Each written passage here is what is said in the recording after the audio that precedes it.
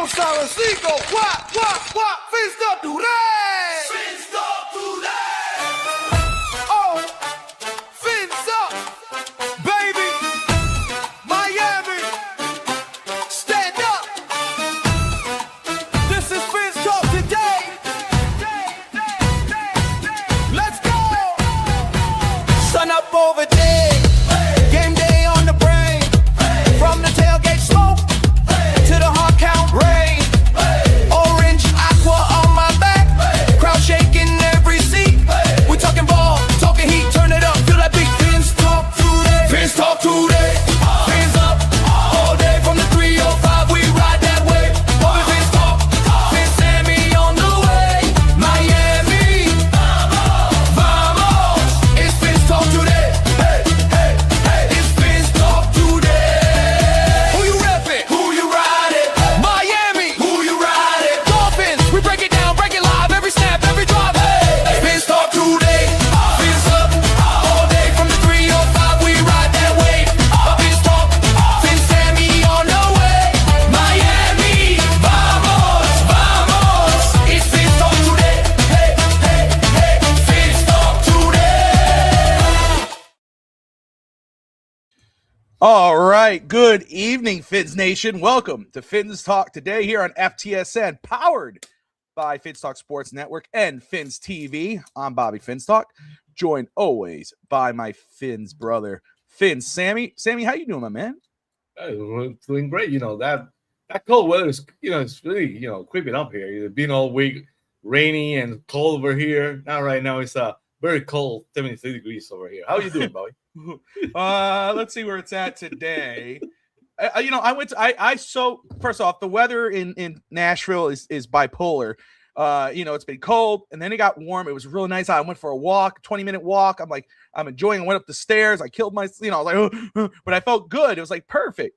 The next morning I woke up. I said, I'm gonna put a short sleeve shirt on. I went outside. I didn't want to look like a little bee, so I went outside. I went, oh my god. So I was like, I'm not going back in the house. My mother-in-law was up. My wife was up. I was like, nah, I didn't do it. So I went in the car, drove to work. It was cold in the building. It was cold outside. I actually went to Target, got a new shirt, put it on. I was like, I ain't doing it. So it's a little chilly again, but it's a nice 43 degrees out. So it's not bad right now. It's not bad at all, really. At least for me. But I would be tracing my butt, but for you, it's golf weather. There you go. Shout out to Daniel Taylor in the house. Miami Sports, great to see you. Fins up. Fins Nation, awesome to see you guys as you jump on in here to Fins Talk today, the flagship show on FTSN. The flagship. We're making little flags with Fins Talk today on there. But we appreciate everybody jumping in here. A lot to talk about today. A lot. We have a new passing game coordinator. We're going to touch on that. Some news just came in here from the Schultz report. The Dolphins had requested an interview with Detroit Lions offensive assistant Brad Gronkowski, former quarterback, for their vacant QB coach, but it was rejected by Detroit. Oh, wow. So Miami still without a quarterbacks coach, but we do have a passing game coordinator. What are we going to talk about today, Sammy? We're going to discuss obviously that, but we're also going to discuss the most important position on the team. It's everybody's favorite position to talk about. The quarterback. What's going to happen with the quarterback? Not a big surprise.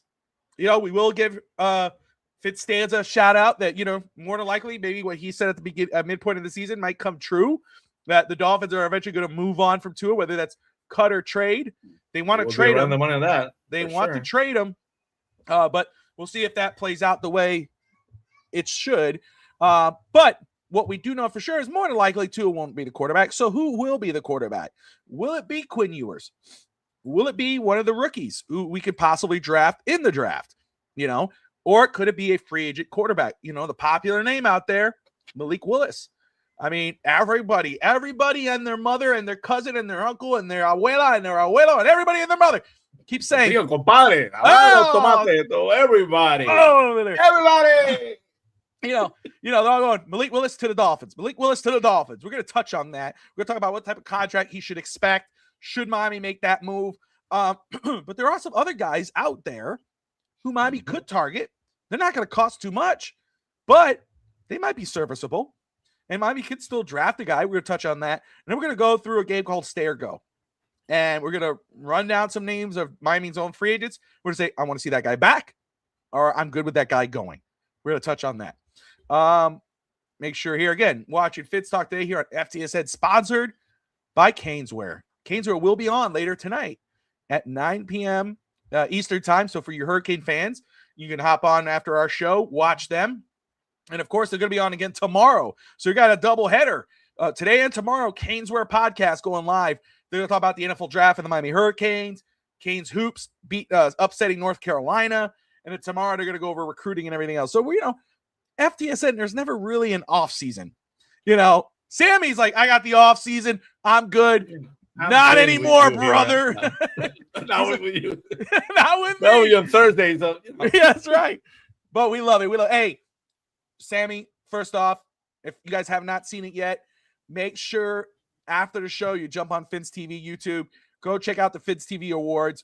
What a show. What a great group of people. What an all-star voting panel.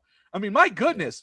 Former players, columnists, insiders. You had like everybody. And then, of course, the royalty of podcasting. You had Bearded and, you had Sarn. And the ringmasters also were there, You had them all. So, man, what an awesome thing there. Let's talk about that very quick. Just run through that very quick.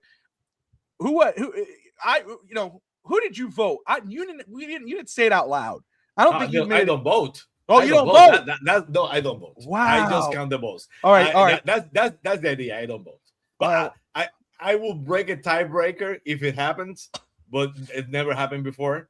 So I've been lucky that, they would never had a tie with both. Okay. So I've been lucky so far. Because I would not like to have to do it, but I don't have a vote. I will break a tie in that case. I'll tell you,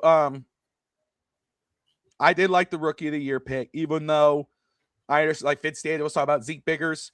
I was rolling. If I could throw a guy in there, I was like Jason Marshall, but I understood it. MVP, obviously, Devon Achane. I was surprised that it wasn't a lock. That was the biggest surprise for me, that he wasn't the lock at MVP.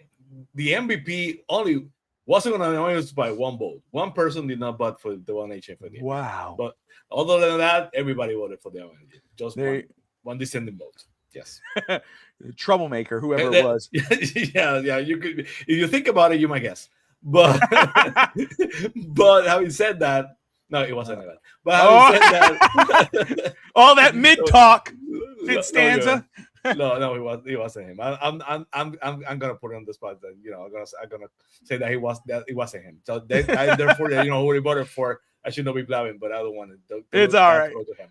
But that by one vote, there was mixed votes on the Offensive Player of the Year, but the MVP only one dissenting vote, only one. Wow. Well, there you go. So it was an awesome show. So if you guys, when you get a chance or immediately after the show, hop over to Fins TV. Go check out that show, the awards show. It was a lot of fun. A lot of great people were on it. And, Sammy continues to kill it over there with an amazing crew. I mean, legit family over there. And I'm just glad to be a part of that, little bit of part of it. The 5 minutes I jump in. Hey! actually, this time you were a lot. I felt you actually had me. Bro was another segment of the whole show, You had me in the last thing. I'm like, I'm at the end too. Oh. I'm like, I'm moving on in. Hey guys. No, but oh man. So let's go ahead and get into it, because Daniel, you're absolutely right. This offseason is going to be very interesting.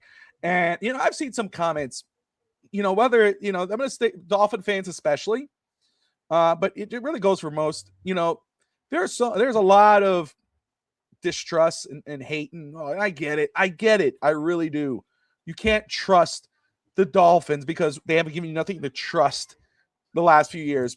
But it was a great end to the show the other night on Fins TV. I believe it was Steve Hallett, who is awesome. Dude is great. Steve's always great. He said about no expectations. Mm-hmm. He says that a lot. And but this upcoming season should be exactly that. Like, we're all going to predict records and whatever, and And it's right, 2 games. Bearded brought it up. Shout out to Bearded. I'm so excited Bearded is coming back into the stratosphere here. So whenever he watches, dude, we are so damn excited to have you back in our community. You are bar none. There's only one of you, man. But he was saying, dude, it's true. We'll win 2 games in a row, and that's it. But really, no. Go into next season with no expectations. Let these guys take their time. This offseason is going to be very interesting because what's going to happen with the quarterback? What's going to happen in the draft? You got to remember, you might go, there's no way Miami takes a running back. They have Devon Achane. They have this guy. They drafted Ollie Gordon. Well, yeah, the team drafted Ollie, but not solely, not halfly. So really, it's kind of like a clean slate here. And the guys that might be cut, it's going to be very interesting to see. So we're going to try our best throughout this offseason to go through position with free agency, the draft, and kind of figure out what we think what could happen.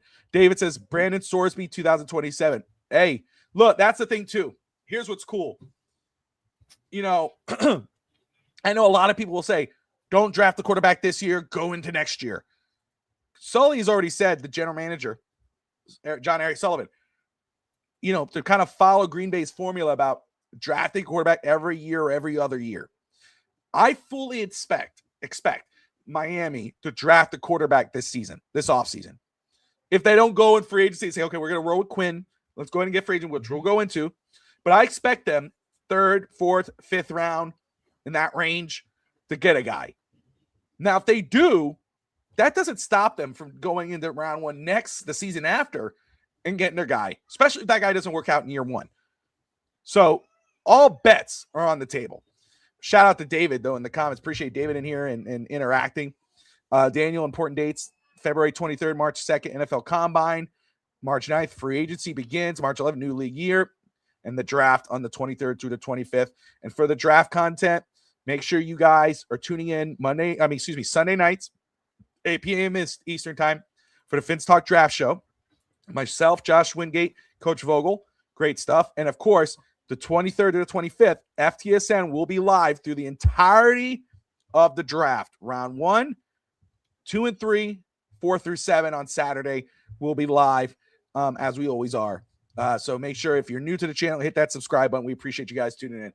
So let's get into it. Again, recent news right now, the Dolphins had requested to the Detroit Lions to interview their offensive assistant, former quarterback Bruce Gradkowski, but the Lions did decline for the QB coach. So Miami continues to search for their new quarterbacks coach, but they do have a new pass game coordinator, Kevin Patula, formerly of the Philadelphia Eagles.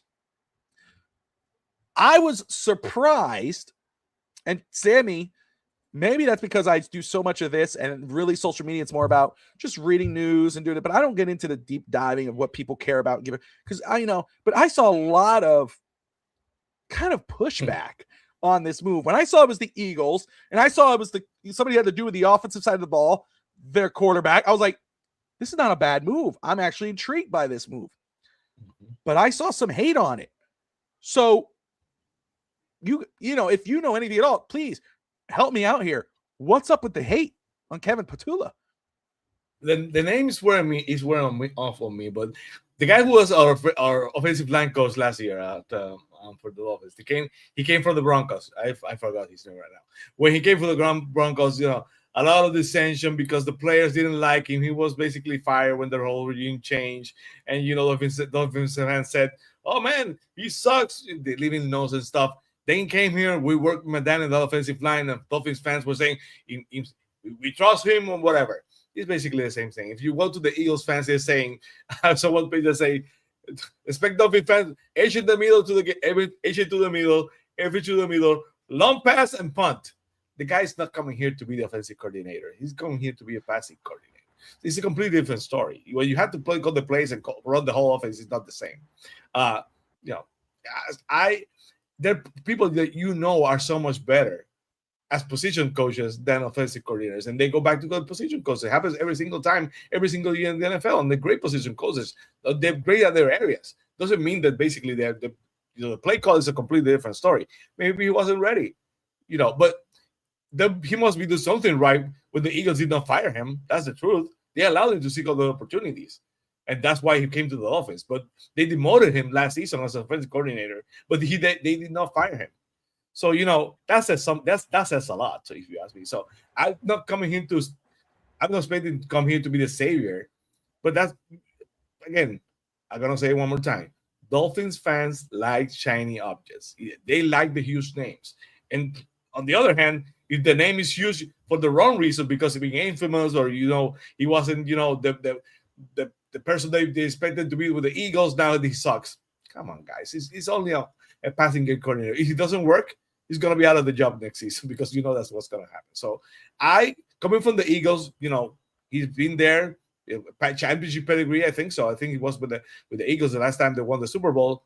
That's the kind of guy I would like to have in the locker room. The people who have some experience.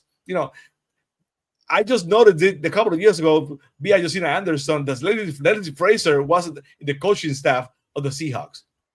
If Mike McDaniel would have done something like that, I'm sorry for bringing Mike McDaniel, but having someone who's that kind of experience, you can only benefit from that. So the fact he comes from the Eagles, who's been in the playoffs basically every single year, won the Super Bowl a couple of years ago, that's a championship pedigree I would like on my coaching staff. So I have no problem with it. He's not coming here to be the physical coordinator. That's the bottom line. 100%. Yeah, he was the pass game coordinator. He got hired as a pass game coordinator in 2021 with the Eagles, was promoted the offensive coordinator spot after Kellen Moore left to take the job with New Orleans. And Philly did take a step back and on offense. They fell back a little. So maybe that's what fans are reacting, but they forget he was their pass game coordinator before taking on that role. And you're right. Maybe he was not ready. That happens. You get a new job. You're like, oh my gosh, okay, I'll take it. And it doesn't work. It is what it is. Things happen. But I think, again, he's still young. He did help lead one of the top offenses in football, most exciting offenses in football with Jalen Hurts and company. So adding him to our offensive, staff, I don't think is a bad thing, especially when, our defense is probably going to get a bigger look because of our new head coach. So I didn't understand all the hate. I'm with David. I don't get it. Things happen. The whole Eagles team collapsed. It wasn't just the offense or Petula. But again, Sammy, you hit the nail on the head. He's not coming here to be OC. Our OC is Bobby Slowick, and people could criticize that. It is what it is. But again, you go back to how it was when his first year with CJ Stroud. His second year wasn't great, but his first year was good. We'll see how that plays out. But I didn't hate it. I thought it was a very decent hire. I'm excited to see how that's going to turn out, especially with what we figure to be a young offensive team for the Miami Dolphins. Make sure here. For those just joining us, appreciate all those who are tuning in, whether you're watching on X, Fitz TV, FTSN, or my X, or on YouTube. We appreciate everybody watching. If you're anywhere other than YouTube, hop on over, FTSN, hit that like and subscribe button, and let us know your thoughts on the new hire for our pass game coordinator, Kevin Petula. And who would you like to see as the next quarterback for the Miami Dolphins? Are you comfortable with riding in with Quinn Ewers, or do you want to see some competition? They keep talking about competition, so let's get into it. So, excuse me, as we get into it here. First thing is first here, pull this up. This man right here. This is a free agent preview series. We're going to go position by position here and as best as we can. And we're going to talk about some of the top guys or guys that kind of fit Miami a little bit. And the quarterback position, which is the most important position on the team. We know it's the most scrutinized position on the team. And I know a lot of people would prefer, hey, just let's wait 2027, better draft class, et cetera, et cetera. We don't know because the NIL deals could, push a lot of these guys that we would like back into college. So, yes, that's why, again, I think Miami's going to draft this year. They'll go again into next year, depending on who's available. But I think they will explore the free agent market depending on how the cap's going to look. Somebody brought up something earlier. Let me see if I could find that tweet because I don't want to start talking and not give him the credit. Well,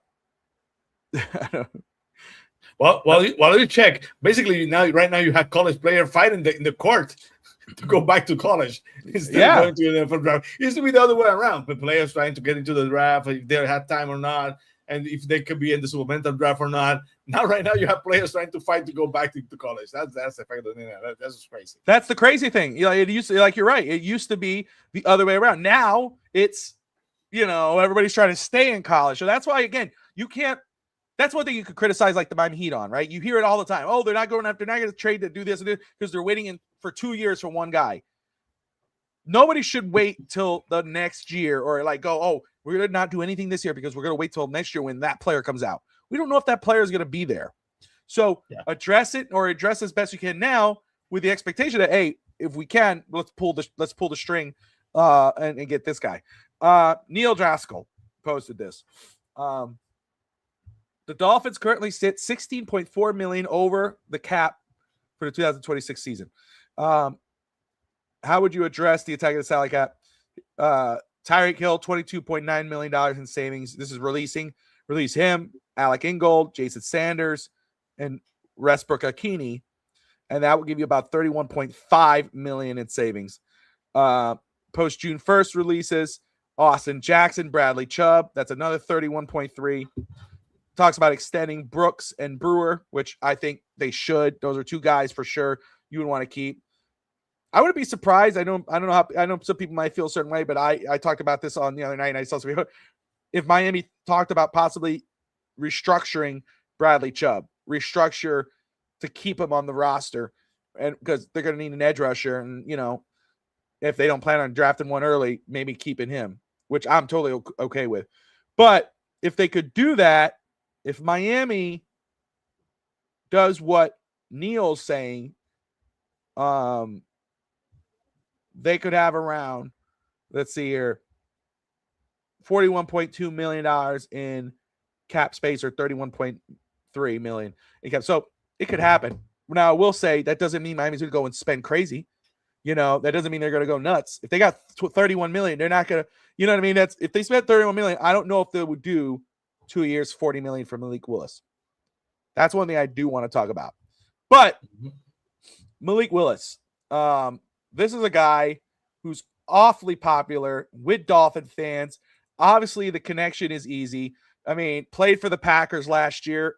If anybody, and Sammy, you brought this up, if anybody knows about Malik Willis and what he could bring to the Miami Dolphins better than, you know, and no one else would know better than, of course, Coach Hafley and Eric Sullivan, John Eric Sullivan. So, you know, athleticism, the arm, you know, you have guys on ESPN, they're going crazy. Everybody keeps bringing this kid up for the Miami Dolphins. But again, last year, 423 yards, 3 touchdowns. He was the backup to Jordan Love, but the projected contract for him, and because he's projected to be a starter, could he be the next Sam Darnold? Could he be the next Daniel Jones? I don't know, but the contract screams that's their expectation.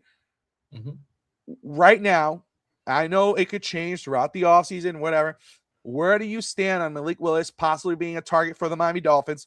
And would you be comfortable? Let's say Miami was able to free up 30 million, 40 million. Let's say 31 million. Let's go with the low end just because whatever.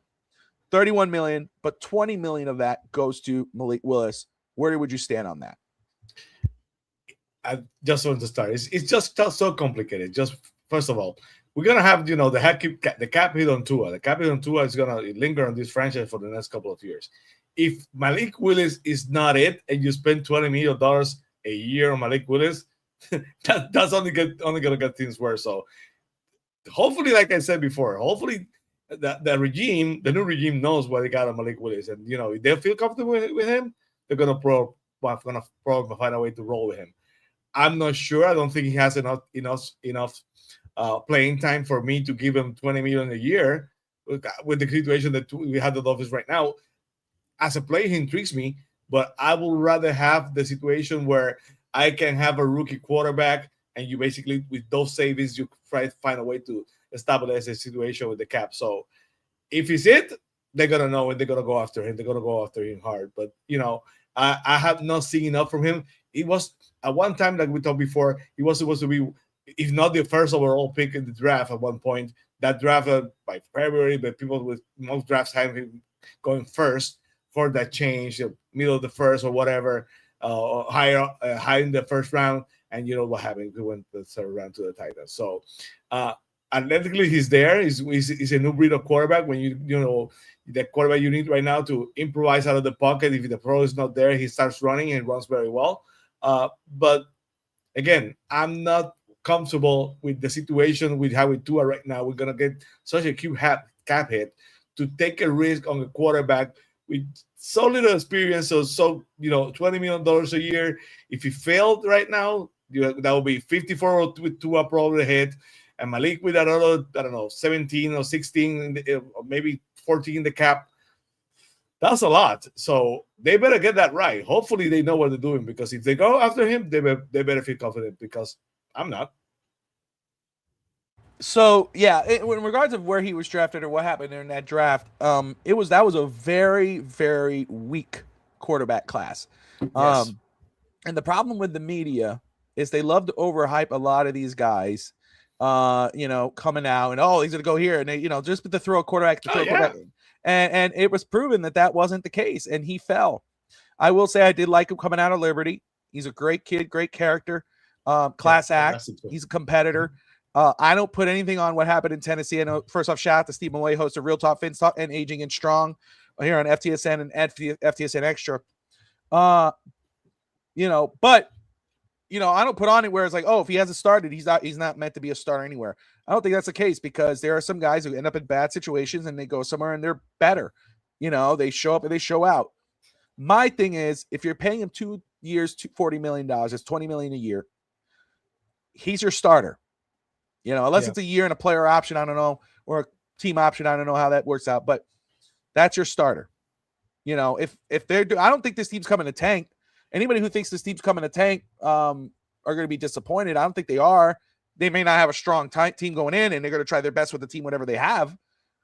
But, if Miami, Halfley, and Sullivan believe, like, hey, we like this kid, we believe in him, whatever, then all aboard. Hey, if they believe in the kid, they've got great views on him. Halfley was coaching the defense. He knows how this kid plays. Sully was in the watching the film, whatever. If they decide not to, one could take it, they just want to pay the cap. Or I would take it as, what, they saw enough that they're like, this is not the guy to do it. And I would be okay with that. I wouldn't hate it, but I would be okay if they didn't do it, especially if it's at that number.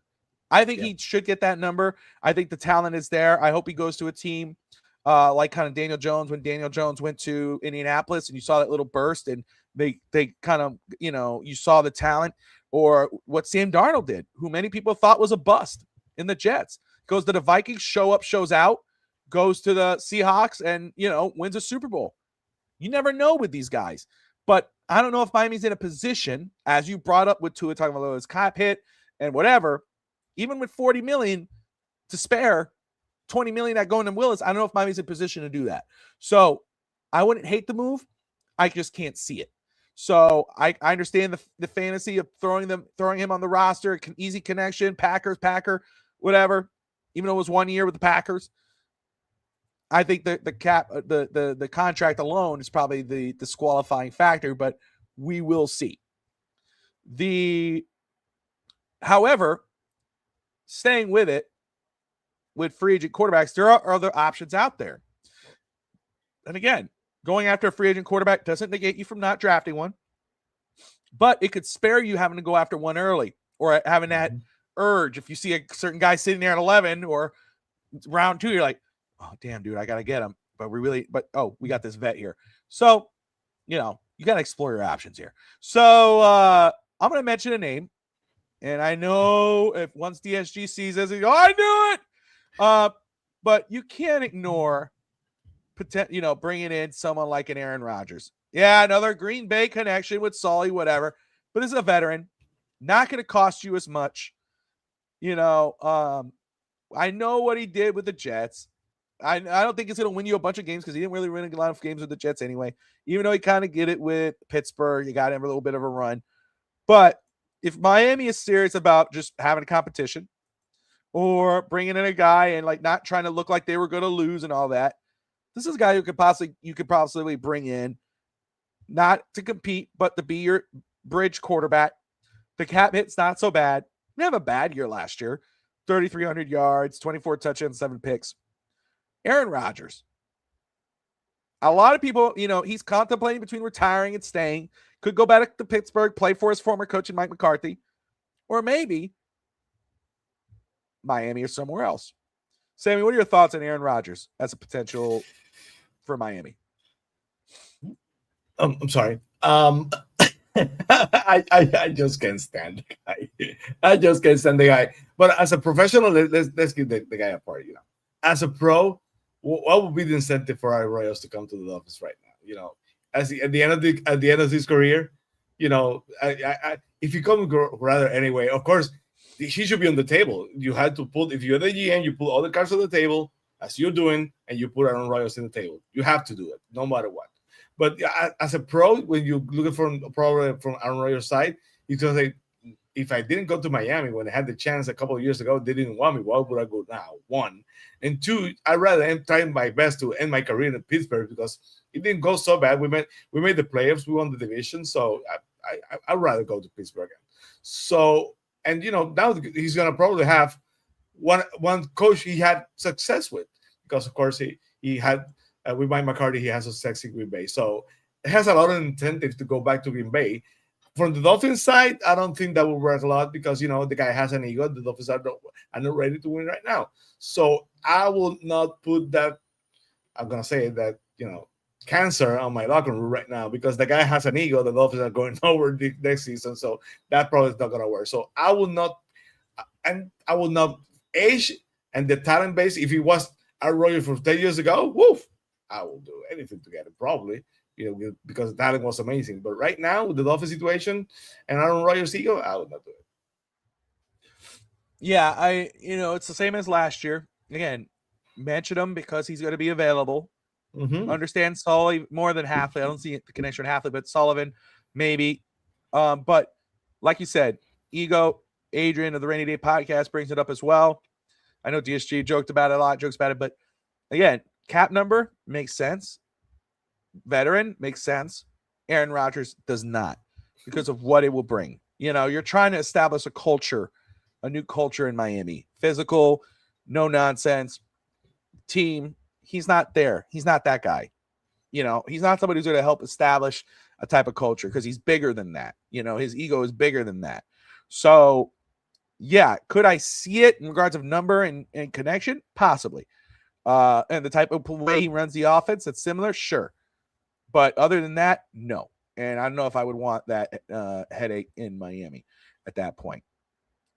But another guy who's a veteran, these other guys we're going to talk about, these other two guys, are guys that I think could come in, be that veteran presence, not be a liability on the field, but also contribute to possibly the culture and, not hurt you in the locker room, whatever.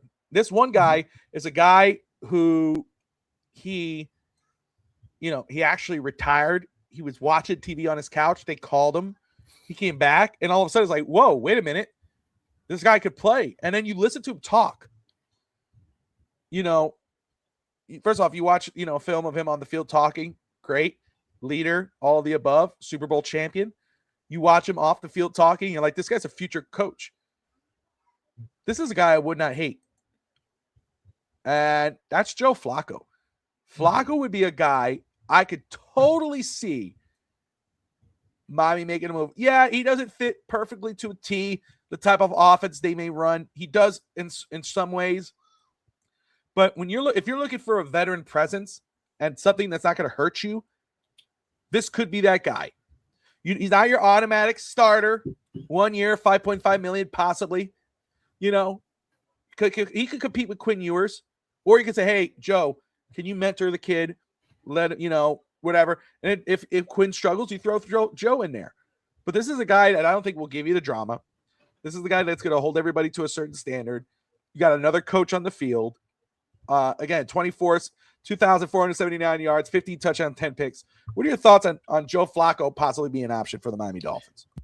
Joe Flacco would have been my choice in 2023, 2024, 2025. Every single year that Tua had a chance, he would. If you ask me, he would have been Tua's backup because I think that's the kind of guy Tua needed behind him. A guy that will push him enough, will show how to be a pro, and you put, with a non-nonsense kind of guy. So that would have been a great example to Tua to have behind. So I would have had Joe Flacco on this team a long time ago if I had a chance. If you're sticking with Q Ewers for the next season, that would be my guy. No, hands down, I would put him behind him. I would show him how to be, how to be great.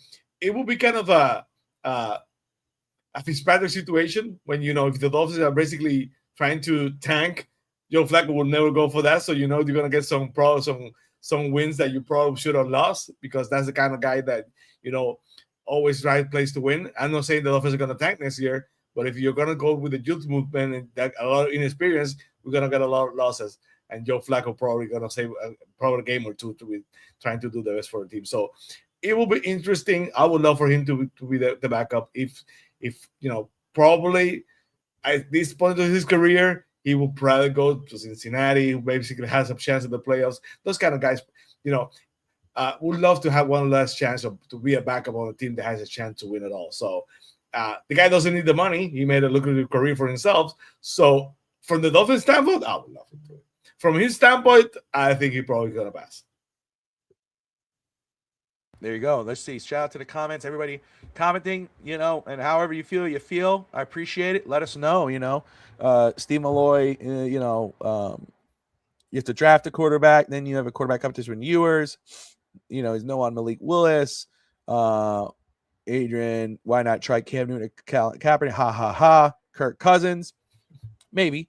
Joe Flacco, Phillip Rivers. I'd probably prefer Joe Flacco over Rivers, even though I love Rivers. Phillip Rivers can be quarterback coach if he wants. There you go. I'd be down with that.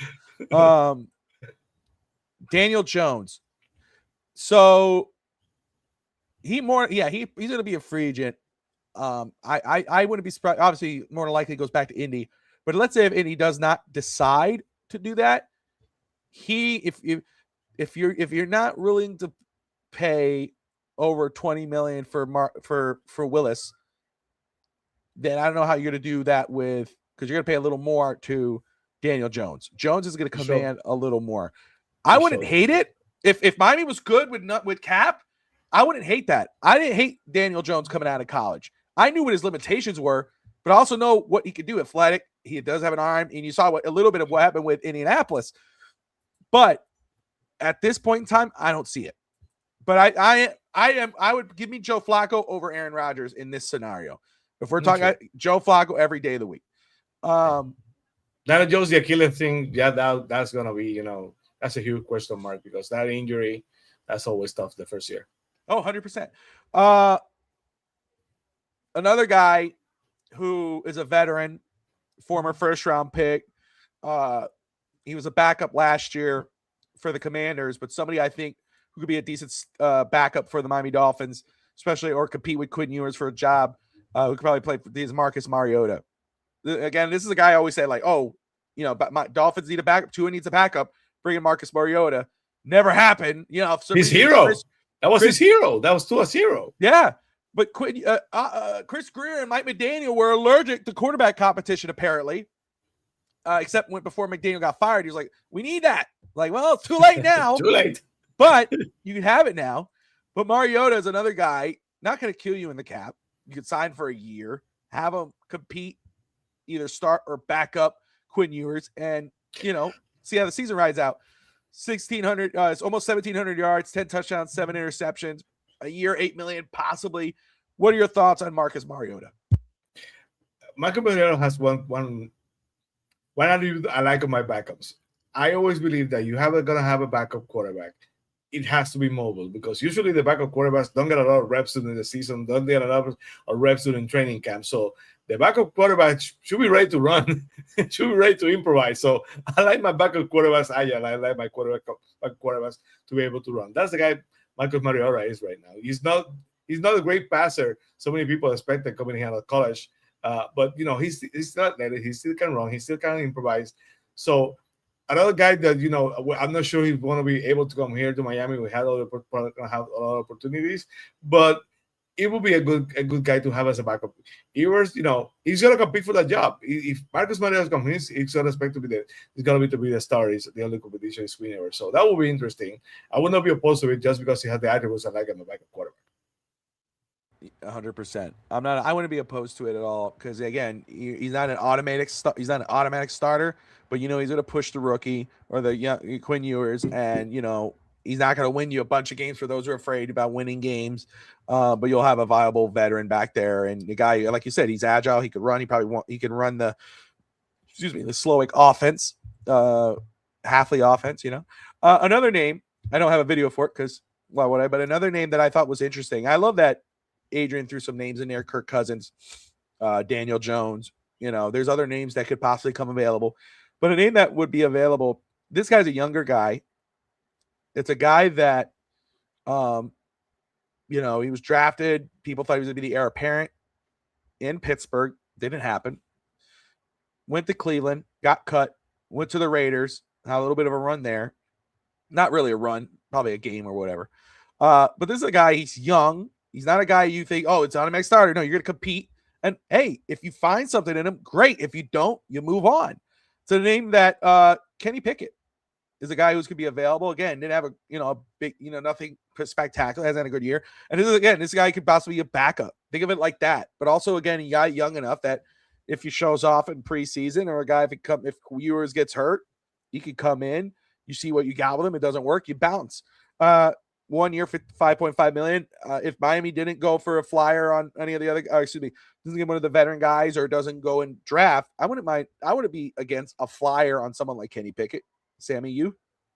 That's basically the blueprint teams are using right now. You bring someone in that probably has not worked on someone else's scheme, but my scheme is going to work. And coaching staff love to do that. Every single coach feels like they can fit that player, that quarterback. They can fix that wide receiver with attitude or that cornerback who's an asshole. But they can come in here and we can bring him here and he's going to behave here, going to play well. And by next year, they're out. So I would not be surprised that every single team can feel they can take a flyer on Kenny Pickett.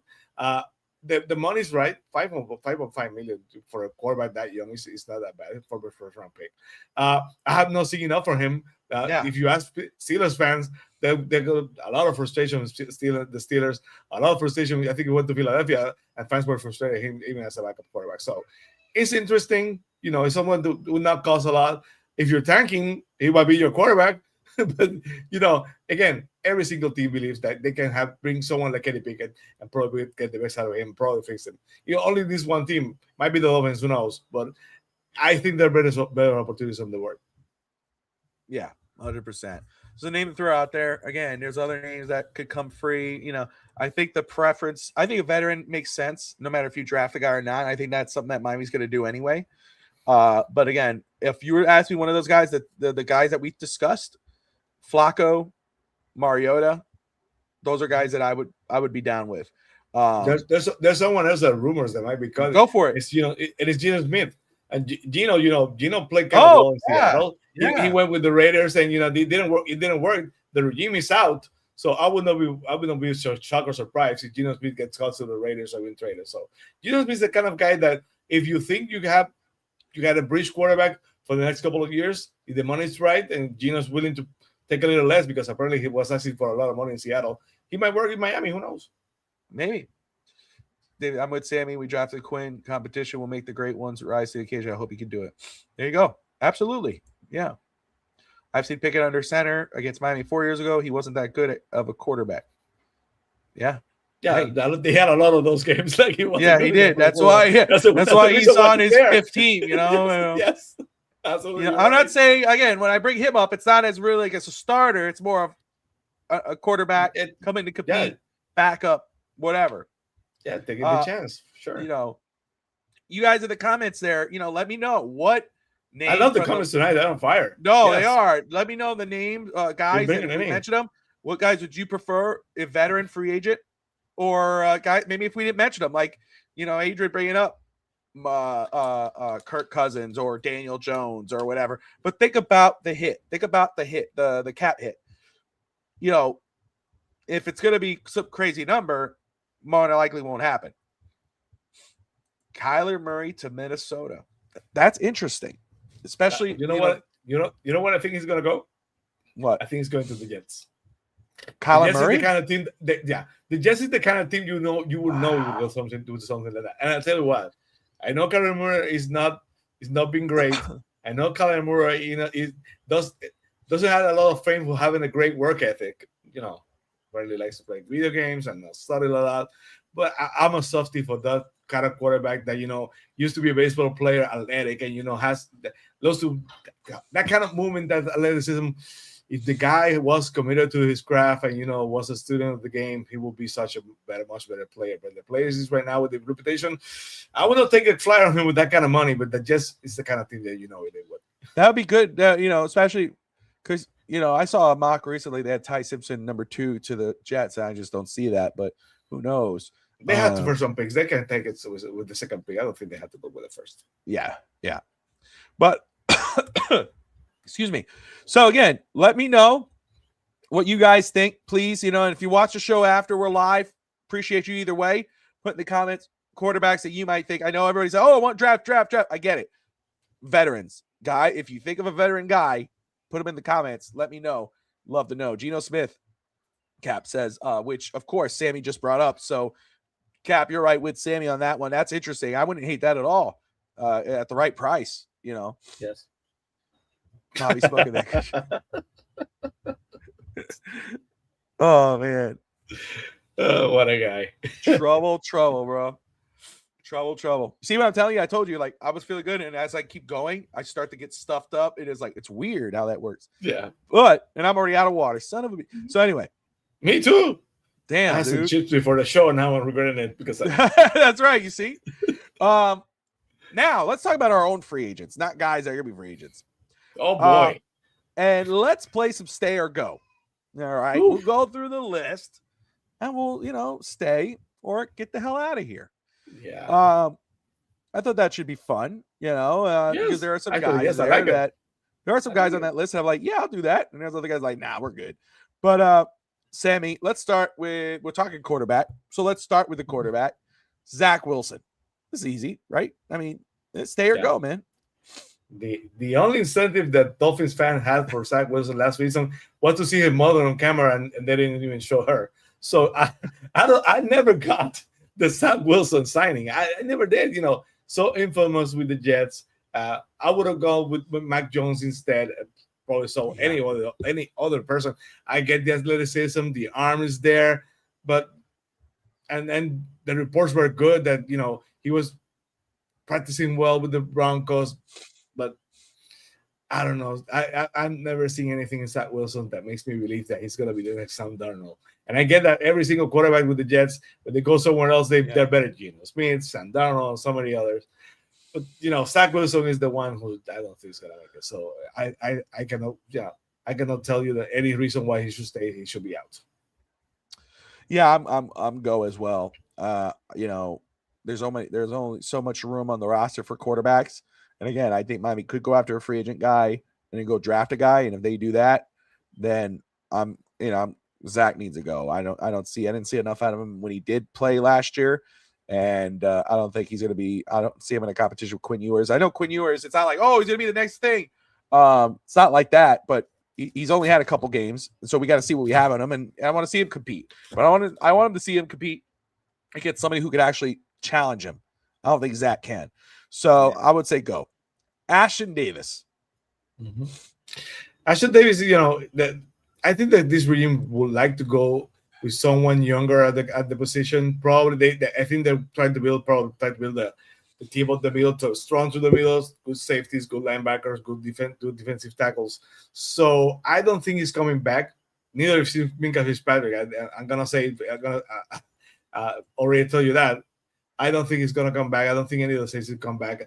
I think it was a patchwork. The Dolphins were looking for scrap. They're looking for the dented cans on the supermarket, and Ashton Davis got here, but I don't think he's coming back. Yeah, I'm with you. I would say go. Zach Wilson, Ashton Davis, get out of here. Everybody's favorite offensive lineman, Liam Eichenberg. Stay or go? He has to stay. Of course, that guy is a key component of the Dolphins offense. Liam Eichenberg, basically what I heard at one point was that the reason why they resigned him is because the eligibility he had, it cost less against the cap or something like that. That was why he came back. But after it will be in doubt if he ever plays again. Apparently, the injury is that bad. There were reports during last season that there were doubts he will even play that again. So if he plays again, hopefully he plays again. I would love for him to bounce back, but not here. I think the Dolphins better if they're cleansing the franchise. If they're gonna move around from Tua and even the coaches, the offensive coaches that were good, they're cleansing the franchise. They have to let the young guy compete for sure. I understand what Eichenberg offers to a team. A guy who I know I'm not understanding with the fans, but with a team, why they would keep him. I don't know about the cap, but I do know, like, again, versatility. He could start at the right side. He could start at the left side. You could put him at guard. You could put him at center. That's what he offers. So, if a guy goes down, plug and play Eichenberg. But personally, preferably for me, it's bye. Time to go. High character. Good luck to you. High character too. Yes. Oh, he's a good dude. And again, I understand if he was to stay, I know fans will, look, but really what he offers, to the staff, to an offensive line coach who's like, we need a veteran guy. Yeah, he's not perfect. He's not our starter. But if a guy goes down, that's your guy. You can plug him, have him for a game or two, and move on. Yes. Jake Bailey. This is a guy who I think for me is my first stay. Eichenberg, I could talk about and say, I could convince or try to talk about it, but I have 3 goes, but he's my first stay. I think I would keep Jake Bailey. The Dolphins are going to punt a lot next season. So if there's a guy who basically shined last season, bounced back, and looked like the player we're expecting him to be, was Jake Bailey finally. I think he performed very well last season. And the last part of the season before, so I will be happy he stays. I don't know if probably he's going to ask too much for a punter, and the Dolphins might not be able to do it. They might have to go with a younger guy. But if he asks for me and the money's right, I would love for him to stay. Benito Jones. Stay or go? Benito Jones has been here before and played with Detroit. He came back. I think the Dolphins are going to – I should find a way to go younger, even more young at the middle of the defensive line. I think that he's a capable guy. He's not he's not a building block, if you ask me. So no, I will move from him for sure. Try to go with a younger guy if possible. Yeah, with the 3 rookies they drafted already last year, what they could possibly add already this year, maybe a guy I would think he's a go. Sid Biggers is on the rise up, so I think Sid Biggers might take his position anyway. So. 100%. Darren Waller. Daniel says stays. He already threw him in there. Darren Waller, for me, I would say stay at the right price. Stay at the right price. I don't know if he does, but I would like to see him to stay. But I don't know if it goes over a certain amount. I'm willing to let that walk. And again, you could look towards the draft and get somebody in there and go that way. But Ray Finkel says should stay. David Ferguson is going to re-retire again. He says for him. What do you think? Stay or go, Darren Waller? Okay, Darren Waller. I owe an apology to Darren Waller because I expected him to be the latest member of the Miami Dolphins 401k plan retirement plan.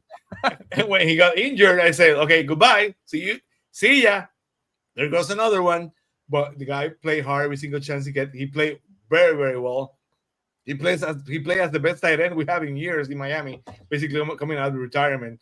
So big, so important. He still can run. As a player to my team, if I have a team, any team, that's the kind of player I would like to have because he's so athletic and he shows some gas in the tank. I don't know if going to next year, another year wear and tear at his age, that I will be willing to take the risk when I'd rather go with a younger guy to see if he can develop. But if the money's right and the attitude is right, I would love to have him back. But I think that the reason why he came back was because he had a close relationship with the offensive coordinator or the quarterback coach, either one of them. And that's one of the reasons that he said, if you're somewhere, I'll come back to play for you. And that's what he did. That's the reason why he came to Miami. So, and Dolphins even had to trade for him for that to happen. So that's just crazy. So I don't think he's gonna come back next year. But if the money was right, with that kind of talent, even at his age, it would be hard pressed to say no. How to say yes, probably. Elijah Campbell. Wow. Elijah Campbell, so good at special teams, and he finds always his way to he finds his way to the starting lineup. He's a guy that he's there for the special teams, but the safeties always go down, and and the cornerbacks go down. He plays the slot, plays the safety, whatever. So he always finds a way to come back. It's a guy that knows how to embrace his role. He's a team player. I would love to have him back. Yeah, he offers a lot to the team. He's not a star. He's none of that. But what he could do, multi-faceted. It's like Eichenberg. You can put him in a bunch of spots. Special teams, secondary. You plug and play, move on. So I would say stay for Elijah Campbell. Kendall Lamb's another guy. There's a guy that left side, right side. You put him any, but I think he's towards the end. He had a drop off last year. I think he's a go. I think Miami may move on from him. Kendall Lamb, the year before, said he was going to retire because he wasn't play well. Came back, signed with the Eagles, still injured. Didn't play his best because he wasn't the best. He was still hurt. That tells you a lot. Kind of bashed the Dolphins, saying that the Eagles, blah blah blah, which was right, but I would have stay quiet. Gets out of Philadelphia, comes back to Miami, and again, like you said, he never played that the guy he played that good year that played multiple positions. So I think that he's either he's injured or that retirement thing that he said is probably the time is now. I will not bring him back now. Yeah, Joe Cardona. Yeah, as a long slapper, of course. As a tight end, not so much. Kenakohu, stay. Too valuable. Yeah. I would. That's a stay. Figure out how you can work that deal, especially because the secondary, is a weakness. You can't lose too much there. I think he has value. I think you could probably get him on a good value, and so I'd say absolutely say stay. During the first half of the season, the Dolphins show you the importance of having a good nickel corner, and Kenakohu is it. So I would bring him back for sure. Malafanru, one of the safeties, signed with Ashton Davis last year. Right now, I'm going to say go. I think it's go. I already basically tipped the answer to this question. I will go say young safety, so I will go. Larry Borum. I will bring Larry Borum back because if someone came with low expectations to the Dolphins from the Bears was Larry Borum. Chris Spears sucks, and basically he didn't play great. It's not like Pro Bowl caliber, but he exceeded expectations. He was very solid. He was, every single game when Liam Eichenberg was there, you knew Liam Eichenberg was there. Larry Borum was there, and you only, every time or so, a penalty or something, you knew Larry Borum was there. That tells you a lot. But you don't know the guy's playing, it's showing you something. And, Austin Jackson, who knows if he's going to come back. If you can't, I will bring him back because, of course, free agency before the draft. I will bring Brad Brown back with the thought that he might be the right tackle going into next season if we cannot have a defensive right tackle. So I will bring him back. Malafanru? What did I say? Malafanru, right? Yeah, that's say Malafanru again. I want to check something. What? Adrian's always causing trouble. Always have me second guessing. Stop it. I'm stuffed up, dude. Now I can't breathe. I'm trying to breathe through my mouth and talk. That's probably it. Malafanru. I don't know what I said. Message me, Adrian. Let me know, dude. Did I say something wrong? Send me a voice with it. What do you want to say? How's it spelled? Yeah, you know how to connect with me. And send me a message. Let me know if I said something wrong. I don't think I did. I think you messed with me. Artie Burns. Okay, Artie Burns. I think it was signed for $1.5 million last season. He didn't receive a snap. My brother. He's a go. KJ Britt. He was supposed to enhance on special teams, and the one thing I remember him was he had a very good place, and then he disappeared on one penalty that I remember. He's a role player, but he's a guy that always has upside. That's the kind of player that probably comes a game or two and how you bring on my life, and then falls flat the face of the earth. So probably I will bring him back if at the right price. I have no reason not to bring him back. This is a name that's interesting. Burns, I'd say go. KJ Britt, depending. Like you said, there's good, bad plays. Probably offers you more on special teams. But a name that's interesting, I'm going to say go now, but a name that I think could be looked at is Mattinson. He had a very strong training camp, a lot of high expectations going into last year, got injured, didn't see anything. Knee injury, was it? I think it was a knee injury, yeah. Mm. So I'm going to say go. What about you? Running backs, I think he's turning 30, if I'm not mistaken, if his Dolphins closed. Injuries for running backs that next year after coming from injury, the first year after an injury, either the Achilles or the knees are always rough. So I think he was playing hard, running hard, doing that. It would have been so interesting to see what he could do. But right now, after that injury, I have to probably look somewhere else.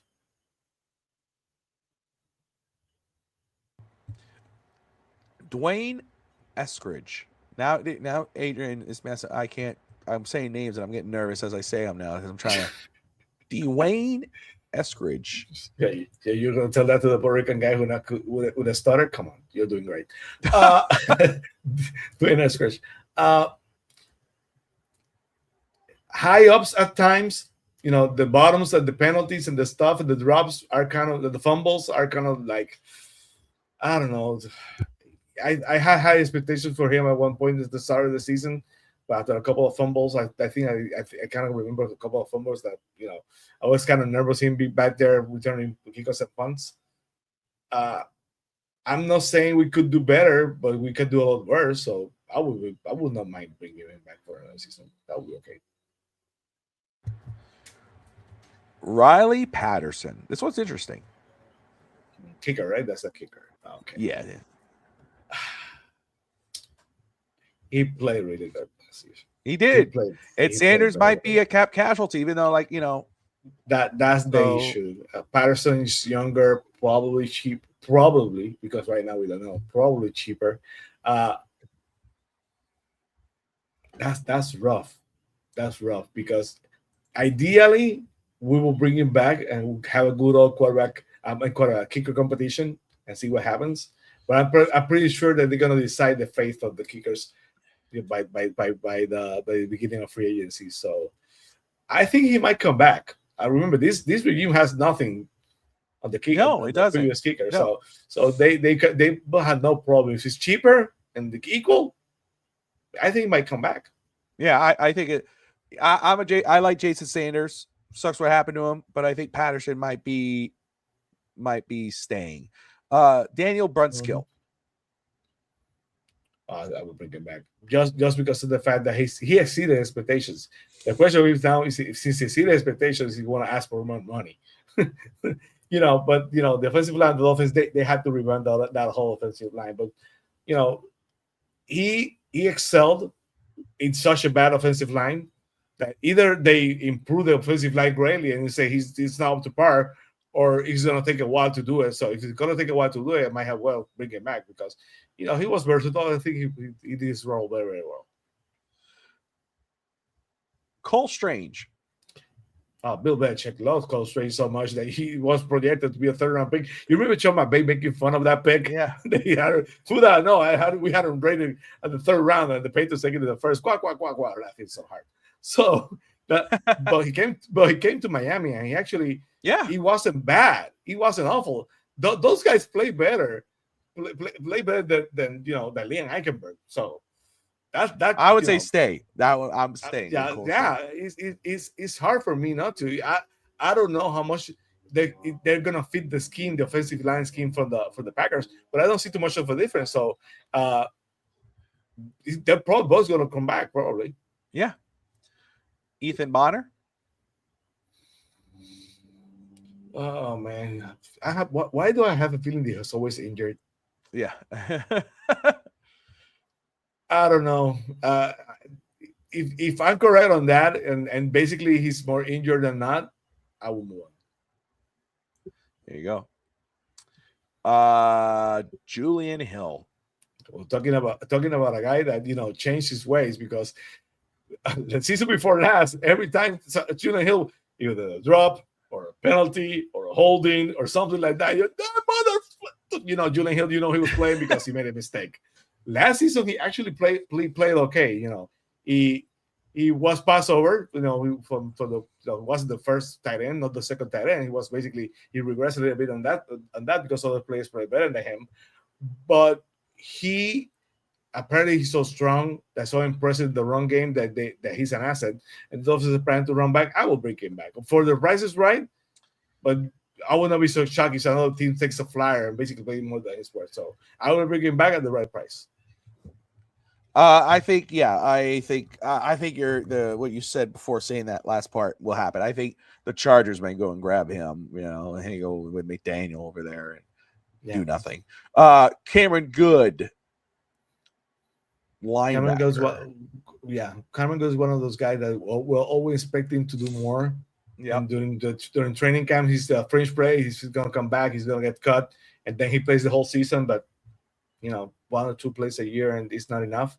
So even he's worried too much of special team that he needs to come back, or he should be let go. Yeah, I'm with you. I think it might be a special teams play, so I'm in between on it. But I'll say, but his value so high on special teams. That special teams are banging the table. I need that guy. I bring him back. If not, move on.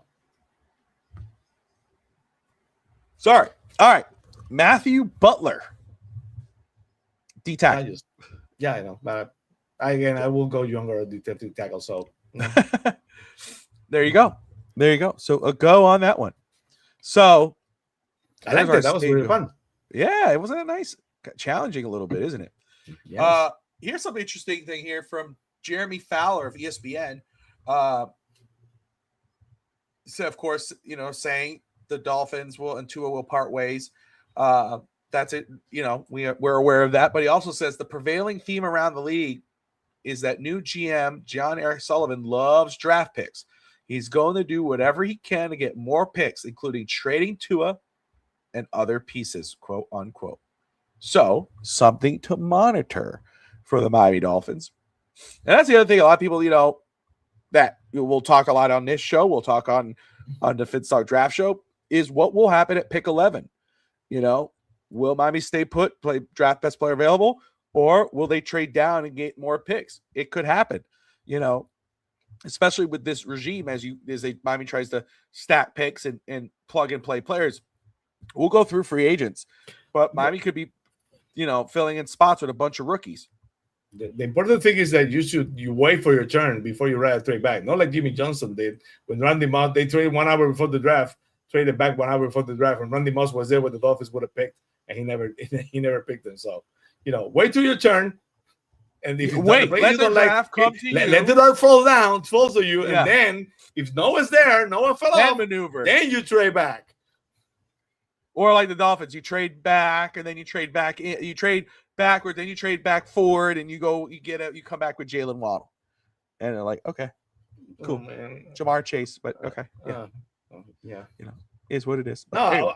I would have taken Penei Sewell, regardless. I would have taken Penei Sewell. I think that we need an offensive line, so I would have taken Penei Sewell. Well, why did I? That's right. Let me make sure here. Mister's comments. Time to upgrade our secondary. Go. Time to go. Ethan Bonner, Adrian. So the Patriots showed the importance of having good corners, right? That's the only reason they went to the Super Bowl. Because if not, Christian Gonzalez is great, man. Yeah. That dude. Yeah.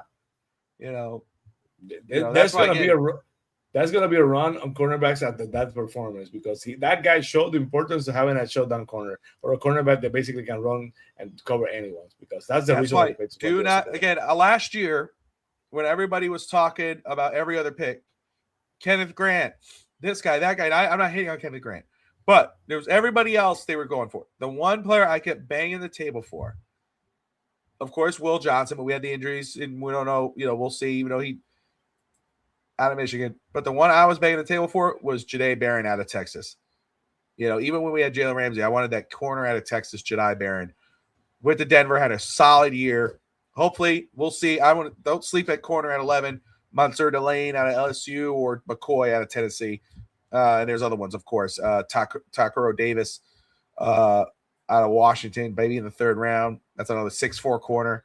There's a lot of decent corners. It's a solid draft class for corners, but we'll check it out.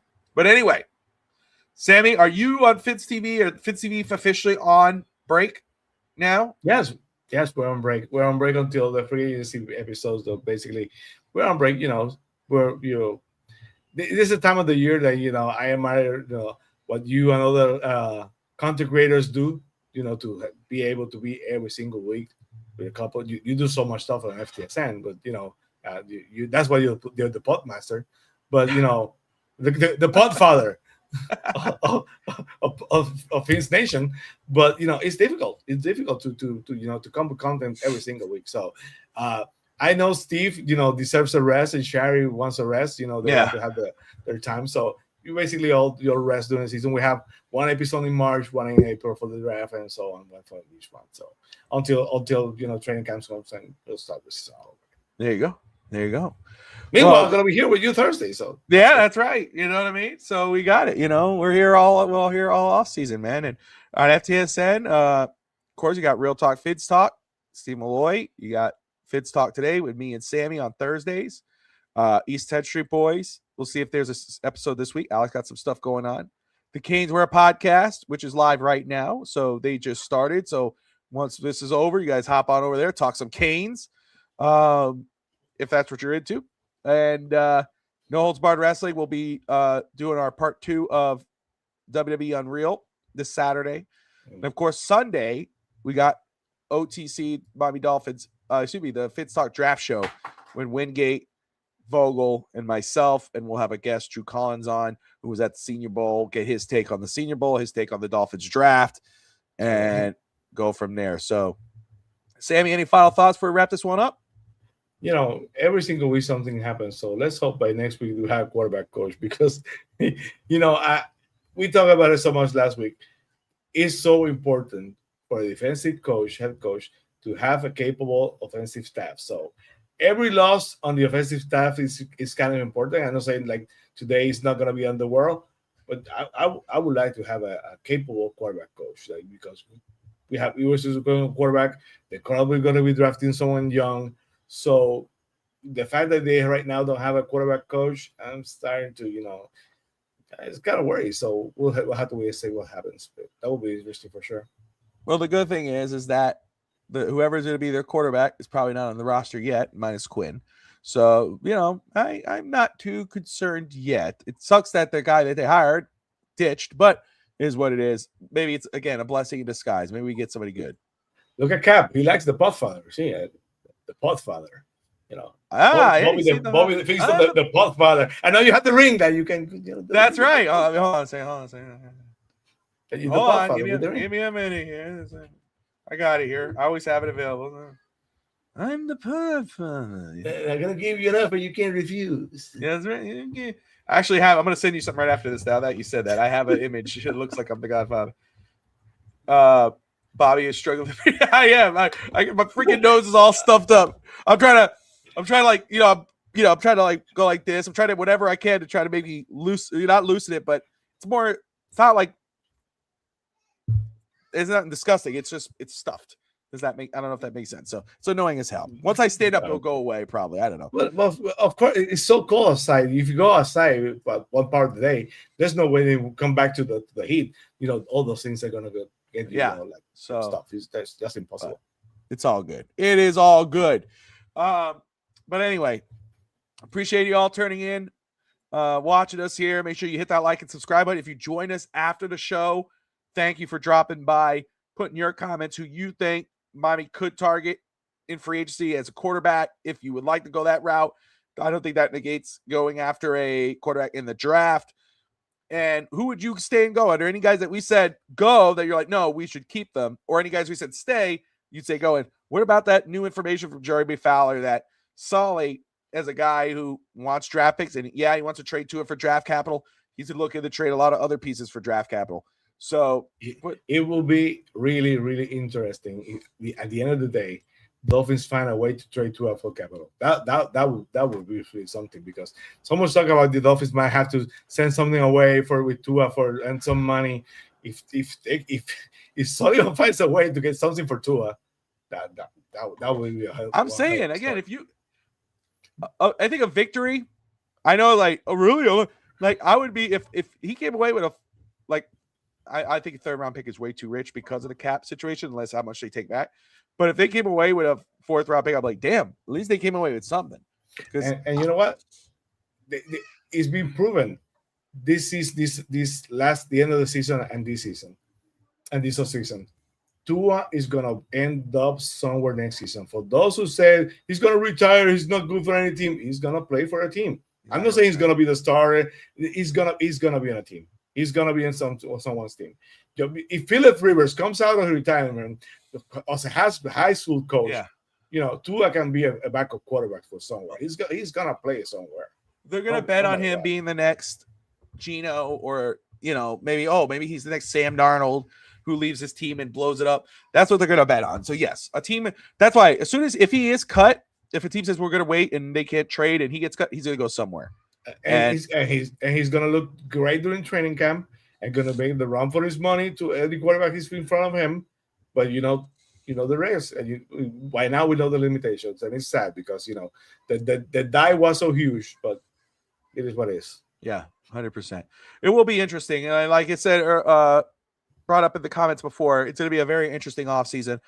Again, Tua for sure we know, but who else? Who's another player that maybe we're not thinking about could be on the move? I know there's some in the network. Devon Achen, God forbid.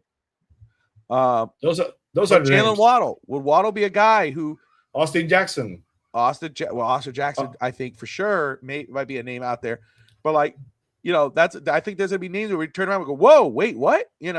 And they're just stacking picks, and let's ride, let's do it. It's time to tear it down and move on. We'll see, but you can have a lot of picks and you might be able to draft well, but from what I heard, and you're more in contact with the draft than me, this is actually not the deepest draft, so. If you're gonna take a lot of picks, if they're in the late rounds, you get a lot of picks, but you might get a lot of duds too. So it will be interesting. You can get all the picks you want, because of course you can trade for 7th and 6th round picks. But at the end of the day, is it worth it? We'll have to wait and see. Depends on the confidence of the GM and their scouting. But I'll say this. Mm-hmm. It may not always be picks for this year. Might be picks you're stacking next year to make the plan on that. Hey, we may move up for this one guy, later. And for me, this is just me. Again, first round, everybody loves the first round. We trade up in top 10. And I don't want to say it's Susie because that's where you get, unless it's a guy you can't pass up on, that's where the duds come in. It's the 2nd, 3rd, 4th, 5th, 6th, 7th round. Where those are the guys that are if you get a stack pile of 3rd, 4th, Dolphins have 3 third-round picks. Oh man, I'm salivating with that because those are the guys that at that point that's the scouting department. Round 1 is everybody's doing mock draft. Everybody knows round 1. It's round 2, 3, 4, 5, 6, 7. Everybody's like, oh wait, you're not looking at this guy. Oh, what about that guy? Everybody's talking about Ty Simpson and Mendoza and Alar and Nussmeier. But the kid out of Baylor, Sawyer Robinson, 6'4", big arm. That's a guy you can get in the 7th round. Tylen Green, another guy. There's other guys, running back, Mike Washington Jr., later in the draft. Receiver, corner. Oh, everybody's talking about McCoy and Dunsor and from LSU. Tacario Davis out of Washington. There's names all over the place. So what Adrian's saying there, this is how I feel.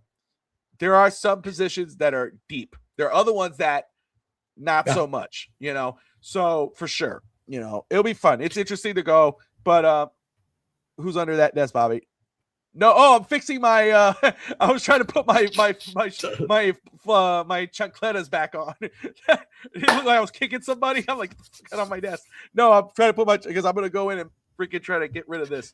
So anyway, I wanted to make a deal for Max Crosby with Tua money. Why still about the same? That's interesting. But we'll talk about that on another day, David. Join us next Thursday. Love to talk more about it. That's Finn Sammy. I'm Bobby Finstock. Make sure you like and subscribe. And most importantly, as always, Dolphin fans, fins up.